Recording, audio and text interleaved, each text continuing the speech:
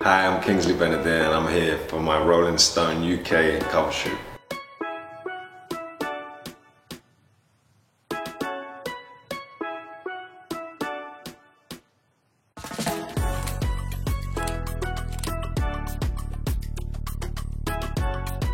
Was I a fan? Absolutely. Yeah, man. Big fan. I guess the main bulk of the research was there was a bunch of files that Cedella, Bob's daughter, sent to me quite early on. And there's a load of interviews that Bob did over many years that only the family have access to. And they were sent to me. So there was months and months and months of listening and transcribing. Well, I did anyway. I set out to transcribe every single one of those interviews and got them translated into the correct patois, and then just spent all of the months leading up to the shoot just reading and listening and learning. So by the time I started filming, there was, you know, a lot of Bob speak in my mind. But then also I had access to the family, which was, I mean, it was what was unique about the process, was that, you know, 24 hours a day, 7 days a week, I had access to his family, his friends, people who loved and knew him. So any questions, anytime I had anything I wanted to know, there was always someone to call. I got a guitar, obviously, that was one of the first things I did. I got a guitar. I got a guitar and I put it on YouTube. I found this teacher on YouTube and I started learning Redemption Song on my own without a teacher, really, just to get ahead. And yeah, I think it was Redemption Song, No Woman, No Cry, and just like all the famous songs, I just started doing the chords because someone told me that there's only a certain amount of chords that he uses.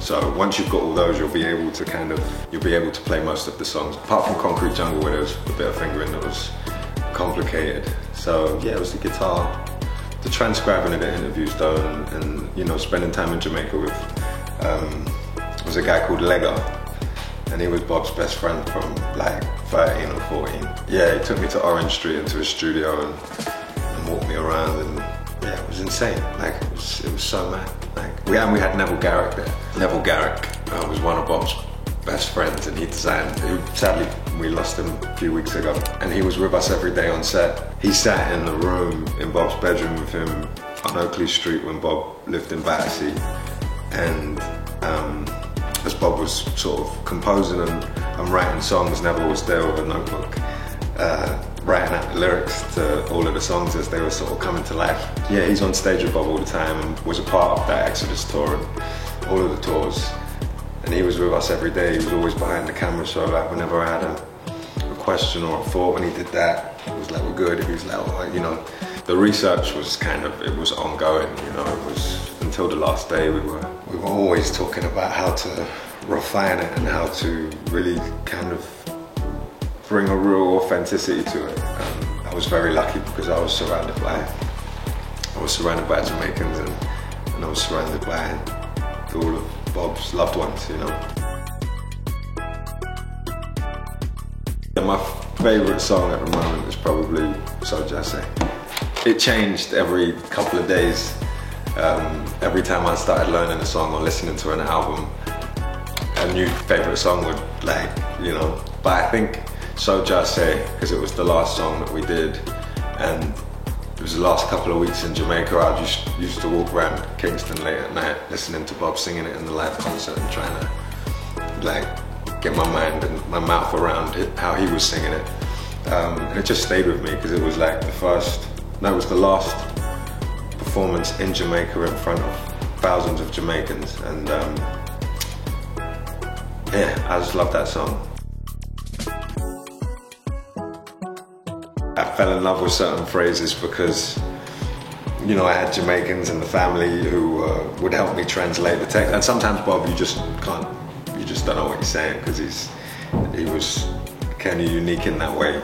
And I think the ones that really stayed with me were the ones that I found in the interviews that Cedella sent me, and we somehow managed to get them into the film. There's a line at the beginning of the film where he's talking to the kids and he says, one time they used to say, anywhere you see 2 or 3 Rastas, They said shoot first and ask questions later.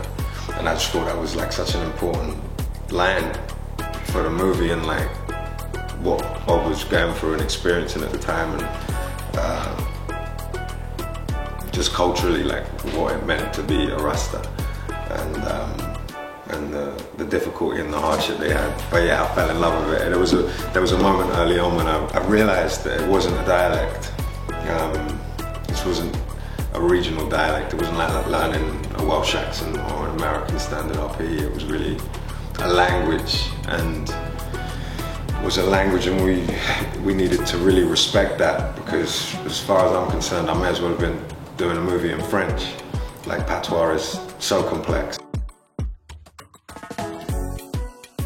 Might be nice to play a character who's not a real life icon next, but I guess one of my favourite albums is Pieces of a Man by Gil Scott-Heron, and I'm so amazed that something hasn't been made about him.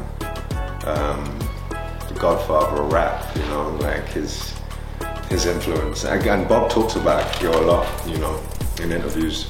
I think Gil is a fascinating artist, and someone who I've listened to, you know, maybe 15, 20 years.